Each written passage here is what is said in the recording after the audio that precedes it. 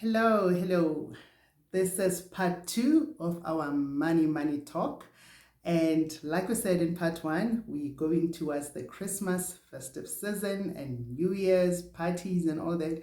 We're going to be spending and spending and spending, but it is really important to start thinking about how we spend our money and what is it that makes us so uncomfortable to talk about money. And on part two, we're going to give a little bit of guidelines as to how we can actually tackle this money issues without feeling guilty every time we have to take out money or lend somebody some money. And just to put it out there, not everything is about money. So please, if you want to give someone money, if you want to donate money, if you want to help out, do it with an open heart. So not everything is really about money, but the important lesson here is to make sure that when you do take out the money, take it with with cheer, as the Bible says, God loves a cheerful giver. So don't give out begrudgingly because it's necessary for you to give, because you feel like you're obligated. It's very important to actually bless someone with money from the bottom of your heart, out of the goodness of your heart. So as we talk about this topic, don't get me wrong, I'm not saying be stingy, don't give out money. Please do give, because it is important to give back to whoever might need it, should you be able to afford it. So one of the things I think it's important to take note of is that we like personalizing money. Don't personalize money. It is just that it's money, it's coins, it's notes. Whether it's in a form of a card or in the actual, coins and notes. Ultimately, it's just money. So don't personalize it. In that way, I feel like it takes away the burden of having to have difficult conversations about money, because you've taken out all the emotions out of money. You are just dealing with money. Another point is that be aware that as you shift your mindset to dealing with money matters in a mature way, in a way that teaches, that educates, that actually helps people in the long run, you are going to have people who are not going to like it. And ultimately, some are not going to like you either. And that's okay. As they say, you're not chocolate, so you're not going to make everybody happy. Or some say you're not wine, whichever it is. But some people are not going to be happy with you. And that's fine. You've worked hard for this money. It is your own blessing. It is important that when you bless somebody with it, you really become a blessing to them, not just in giving them money, but in terms of them learning something from you as they get that money. So it's got nothing to do with, personal issues or personal emotions. It can be somebody who's very close to, it can be a parent, a sibling, or somebody distant. Ultimately, that person needs to feel blessed beyond just the money that you're giving them. Now, those who have children, because most of us, I think, are in this state because we're never taught anything about money, right?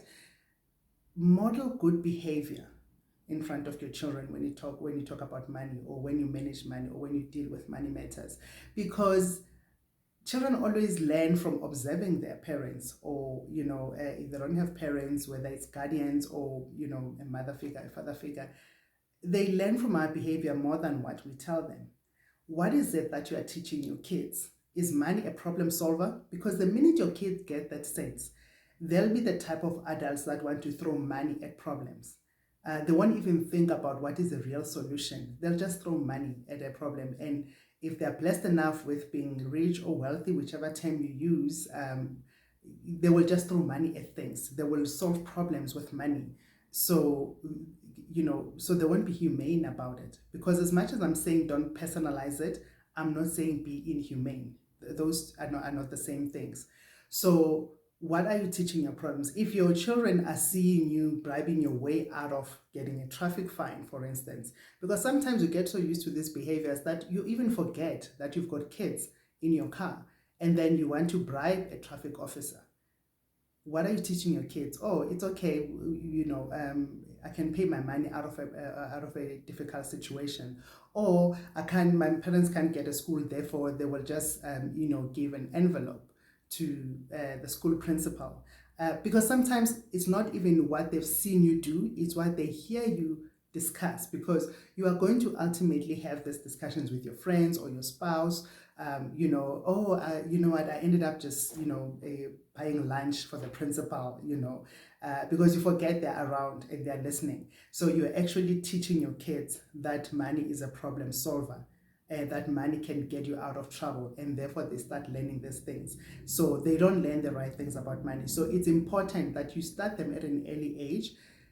Get them to understand how much things cost. There's nothing wrong with kids knowing that, oh, the rates and taxes for this house and water, cost 5,000 rands. Maybe they might not have a concept of what 5,000 it really is, but they need to understand that, every month there's 5,000 rand. And they need to see you doing the grocery list, to say, I'm buying groceries, which means I plan for what I'm going to spend on. When you go to the shop, with them, they need to understand if something is not in this list. If I'm going to add it, it's either maybe I had forgotten to write it down somehow, or guys, I'm making a concession here because you want the snack, and whether as a reward or you know what, because as parents we give in sometimes to our kids, I'm buying it. But they must understand it's not norm.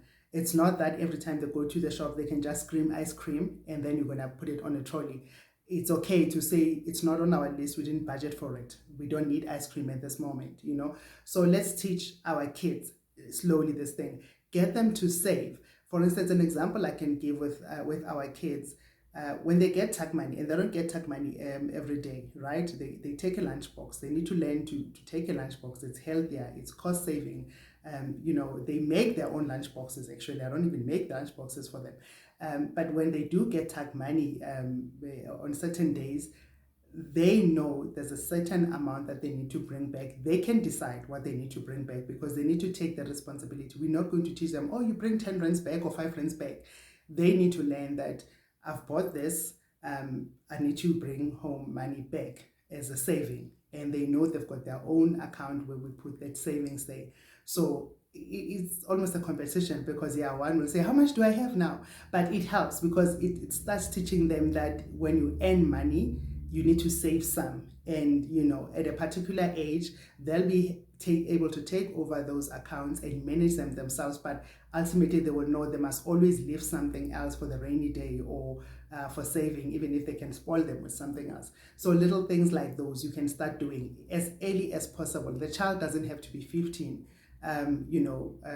We started with this, I think the older ones were still primary, but they were less than 10 years old, I think. But anyway, you can start, the earlier you start, the better. We started a bit late because they've never had tuck money before. But, you can start as young as grade 1. If that child starts having money, teach them about money. Those who are fortunate to even understand investment options, teach them about investment options. Teach them about selling stuff to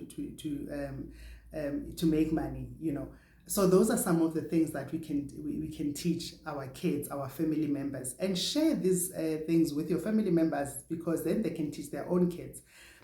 Another thing that is very important, when somebody comes to borrow money from you, be confident to ask them for transparency. What do you need this money for? Someone can't just come to you and say, borrow me 1,000 rand, and you say, okay, it's fine. You need to know, why do they need the money? What is it for? When are they going to bring it back if you want them to bring it back? Because if somebody borrows, they need to be saying, I'll be able to pay it back over 2 months or next month or by month, and I'll bring it all back, whenever it is. But you need to have clarity as to when is it that they are not, they're going to bring it back. If they don't bring it back, what are you going to do about it? And you can even have that agreement to say, so if you can't pay it back, what is your backup plan? Because they might say, oh, I'm expecting such money come and so I'll bring it back. Your next question is okay to say, so what if that money, how are you going to pay it back? So it forces people to start thinking before they go out there to borrow money, because Today, they might be borrowing money from you. Tomorrow, they're going to go and borrow it from the bank. And the bank will not be nice about it and say, oh, okay, so, okay, we'll wait until tomorrow. The bank might repossess something. The bank might earn interest and all that. They might not have that benefit of getting it from a family member. But the sooner they learn that you need to have a reason, for a proper reason for borrowing money. And if you borrow it, you need to have a plan to pay it back.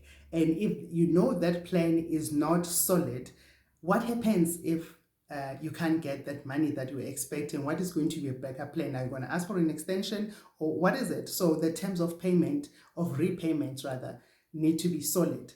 So push back, ask those questions, so that people are clear in their minds. You might find somebody might say, actually, maybe, you know what, it's okay for me to wait until month end. Or you can even guide them to say, but what you want to buy with this money, why don't you just wait until that other money comes back? You don't really need it. Because there are people who just want to have cash readily available, but actually they don't need it. They can wait for whatever it is that they're expecting come month end or whenever it is. So ask those questions, whether it's friends or family members. It forces people to think and start being responsible about money. And ultimately, you are also being responsible with your own money as well. Another one is also get people to work for money. People are just so used to say, I'll go to my aunt, I'll go to my sister, I'll go to my brother to borrow money, because they know you just hand it out, But get people to work for money. If I need someone to do laundry for me, I'm tied up, why can't my cousin come and do my laundry for me and then I pay them? Because then they understand that you need to work for them. Because there are people who don't want to work for money. They just want to, like, can I? But hello, I'm also working for this money. Why can't you work for the money? And it's okay. You're teaching them a sense of responsibility. What is going to happen, Lord forbid, if you lose your job tomorrow, or worst case scenario, you pass away? Who are they going to go to? Teach them the sense of responsibility of saying, you know what, I know you don't have somebody doing laundry for now, even if I don't like doing laundry, but you know what, I'm willing to do it for the 1 month so that I can accumulate so much. I need to buy my kid's school uniform or whatever the case might be. Can I do your books? If maybe it's an unemployed accountant, you've got a business, can I do your books? Volunteer to do work in exchange of the money. It might not be, a fair exchange, because you're not going to pay them an accounting fee. But if they want to borrow 1,000 rand, maybe they can do 1, 2, 3 in terms of your books or whatever it is that they can exchange for the money. So get people to offer services or skills or whatever it is, before you give them money. And the biggest thing, please, when you just want to volunteer money, you throw people with money. The minute they say, ish, things are tough, you're like, here's 500 rands. Why are you volunteering it? Who said they want it from you? And some people actually may not be open about it or be able to say, I don't want to feel like this. But for some people, this makes them, it kind of demeans them. It takes away their dignity if you keep throwing money at them as if they're a charity case. So sometimes you're thinking it's a good thing, but you're actually taking away and stripping somebody of their dignity, because whenever you just volunteer money, you just want to be seen being the nice guy or the nice lady who just volunteers money whenever there's a problem. But they actually ask you for that money. So be careful as well to make sure that you don't actually strip people of their dignity by just handing them over money that they didn't ask for, by merely just talking about their problems. And tomorrow they can't even talk to you about their problems. Maybe they wanted advice, maybe they were going to ask for something else, and we're now, volunteer 500 rands or 1,000 rand. So in this chase of being the nice person, the nice guy, the nice lady, let's stop just voluntarily giving people money without understanding whether they actually want the money or not, because it can be demeaning to some people. So these are some of the things that I feel we need to really think about, and some guidelines as to how to handle money. But ultimately, let's not be scared to talk about money, because if you plan to open up your own business, it teaches you how to negotiate the terms of payments or repayments, either with your suppliers or your customers, because now you're very confident in terms of talking about your money. You want to work for your money, you want your money to work for you. So you're not going to sit there and be on the receiving end. If the supplier says, I want it paid in 15 days, you're like, okay. Then you are confident to push back to say, no, why can't you give me 60 days? Because you know that money is going to sit on your account get interest for you before you pay it back. That's what big companies are doing. They give you 30 days payment and then they negotiate 90 days payment with their suppliers. So by the time you've paid 3 times, only then they're able to pay for their suppliers. So they've already had like that money circulating and sitting in their accounts and investing it and earning them interest before you actually, they actually pay to their suppliers, but you've already paid them 3 times. So build that confidence from the personal relationships with people understanding, hey, and that's fine. It's not like you're a cruel person, but you are actually doing yourself good, but you're also teaching other people how to handle and manage money. So people can learn from you, you can learn from them, but let's move away from personalizing money issues and say, mama, how do I handle this? Your mom loves you. And if you sit down and say, mama, I'm drowning also, the interest rates, everything has gone up, right now I don't have that money and let's wait until this time, because sometimes maybe mama doesn't necessarily need that money, but mama can wait. Or if you say, mama, I can only give you so much, but not so much. And funny enough, as mothers, we always so understanding. When your child is going through a difficult situation, we're the first to withdraw and actually want to help them out in most cases.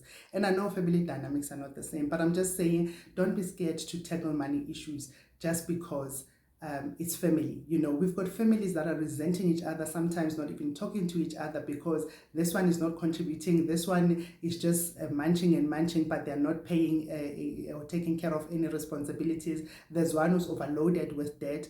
All sorts of things that cause rifts within families that we can easily avoid by just talking about these things openly and talking about this with love, so that people understand that this is not you being a cruel person. This is you showing love by teaching others how to handle and manage their money. I hope this was helpful. Comment, like, subscribe, give feedback. I'll be happy to hear from you. Until next time, have a wonderful day.